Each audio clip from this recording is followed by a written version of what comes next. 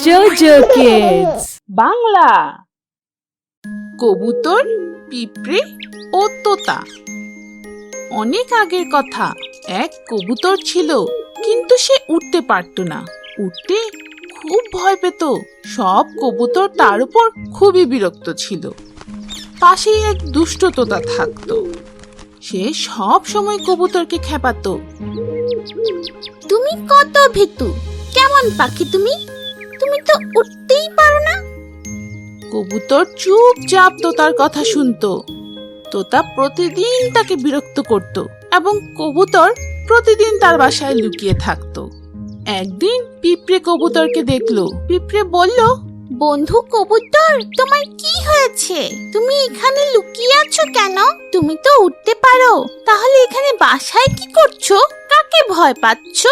পিঁপড়ে ভাই, পাশেই এক দুষ্ট তোতা আমাকে বিরক্ত করছে, আমি তার থেকেই লুকিয়ে আছি। পিঁপড়ে কবুতরকে বুঝিয়ে বলল, দেখো কবুতর, তুমি কতদিন তোতাকে ভয় পেয়ে থাকবে? এই বাসায় কতদিন লুকিয়ে থাকবে? তুমি উঠতে পারো, চেষ্টা তো করো। আচ্ছা, আমি উড়ার চেষ্টা করি, কিন্তু সত্যি বলতে কি আমার অনেক ভয় লাগে। আমি যদি আবার পড়ে যাই? এমন কিছুই হবে না। তোমাকে সাহস ও ইচ্ছার সাথে কাজ করতে হবে। প্রভু তোমাকে সুন্দর সুন্দর পাখা দিয়েছেন, সে তোমাকে সাহায্য করবেন। উড়ার চেষ্টা করো বন্ধু।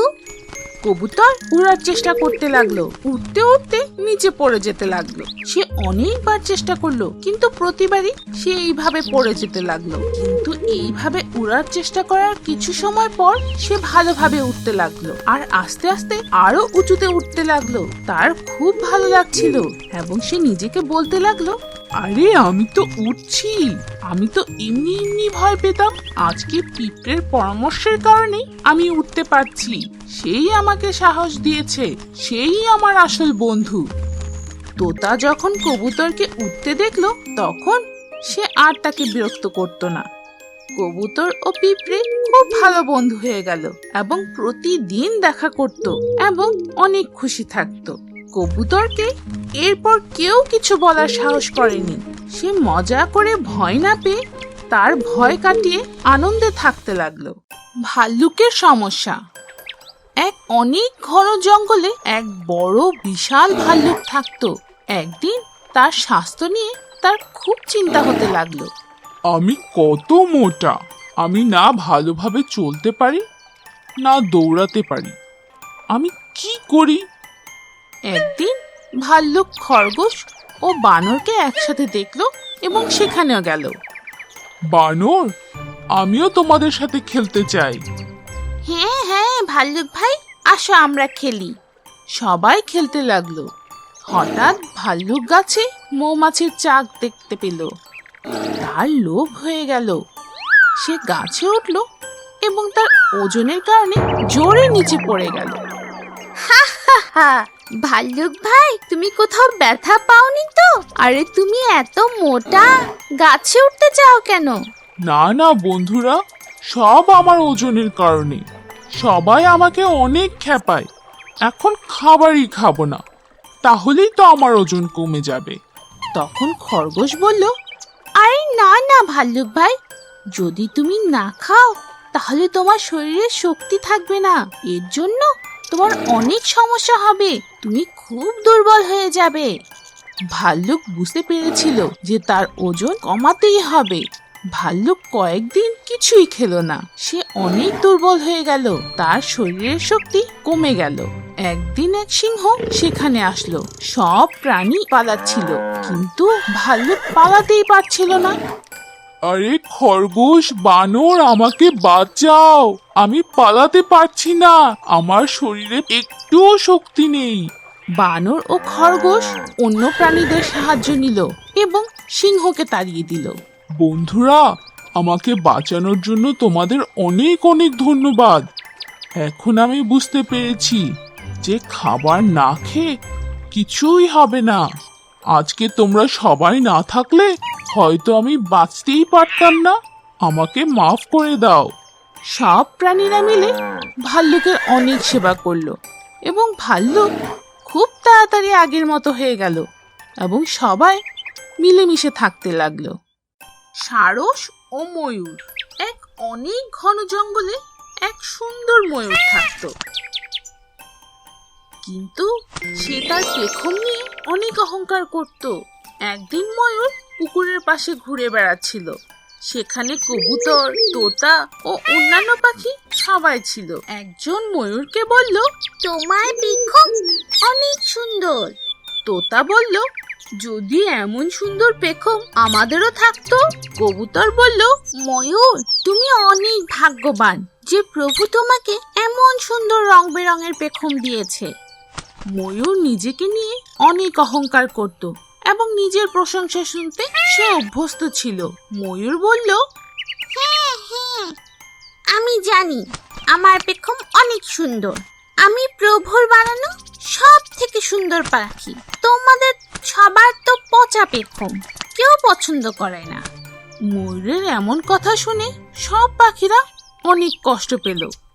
ময়ূর তখন পুকুরে পানি পান করতে যাচ্ছিল। হঠাৎ এক সারস তাকে দেখল এবং তাকে শাস্তি দেওয়ার কথা ভাবল। সারসের সামনে এসে ময়ূর তার পেখম খুলল এবং নাচতে লাগলো, যাতে সারসও তার অনেক প্রশংসা করে। কিন্তু সারস ময়ূরকে দেখলও না। ময়ূর বারবার তার পেখম খুলছিল, কিন্তু একবারও সারস ময়ূরের দিকে তাকালো না। তখন ময়ূর বলল, দেখো বন্ধু, দেখো আমার চমৎকার পেখম, একদম রংধনুর মতো। আজকে আমার পেখম দেখার এমন সুযোগ হারিও না। আমার পেখম সবার থেকে সুন্দর। তখন সারস বলল, তাতে কি, আমার কিছুই এসে যায় না। ময়ূর তোমার পেখম শুধু সুন্দরী, কিন্তু কোনো কাজের না। প্রভু শুধু একে সুন্দর বানিয়েছে, কোনো কাজে তো লাগে না। ময়ূর এ কথায় অনেক কষ্ট পেল করে বলল, আমার পেখম থেকে সুন্দর আর কিছুই নেই। আমার নাচ দেখতে সবাই পেছন পেছন ঘুরে। প্রভু আমাকে দেখে অনেক খুশি হয়।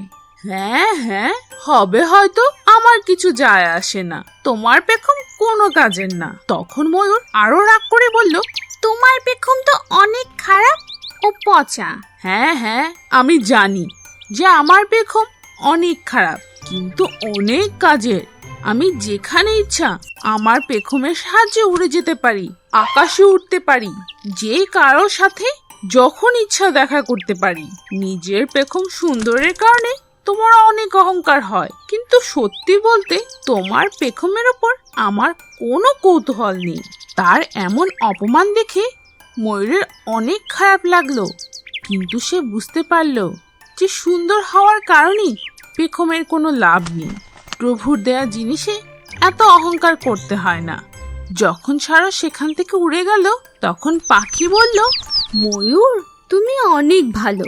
আমাদের জঙ্গলে তোমার অনেক শোভা, কিন্তু মনে রেখো নিজের ওপর এত অহংকার ভালো নয়।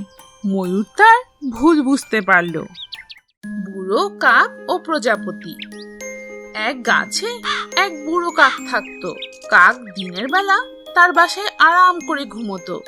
বুড়ো হওয়ার কারণে অন্য কোনো পাখি কাককে বিরক্ত করতো না। কিন্তু একদিন প্রজাপতি সেই গাছের কাছে এসে বসলো। সেখানে ফুলের একটি বড় বাগান ছিল।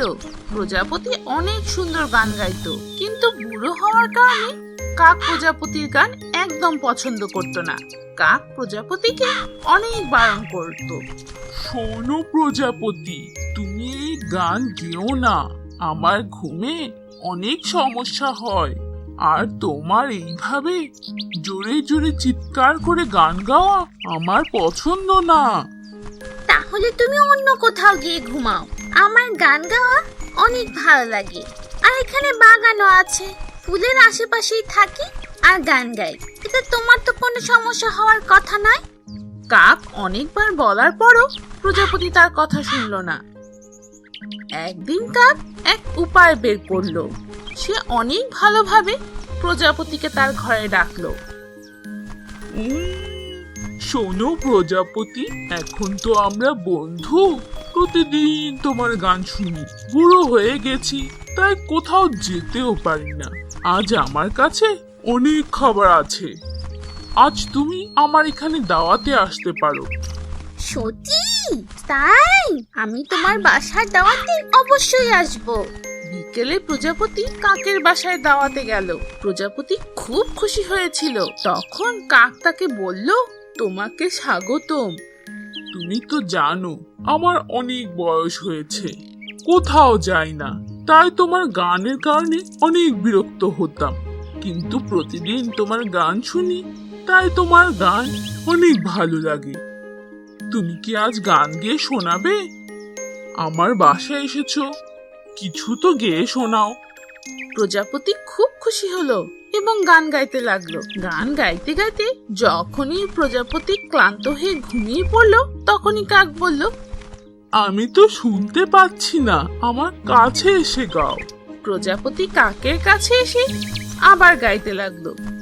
আর যখনই প্রজাপতি গান গাইতে গাইতে আবার ঘুমিয়ে গেল, তখনই সুযোগ পেয়ে কাক তাকে আঘাত করলো এবং তাকে মেরে ফেললো। আর এইভাবে কাক প্রজাপতির উপর তার প্রতিশোধ নিল। বুড়ো হওয়ার পরও অনেক বুদ্ধির সাথে কাক তার প্রতিশোধ নিয়েছিল। Please subscribe.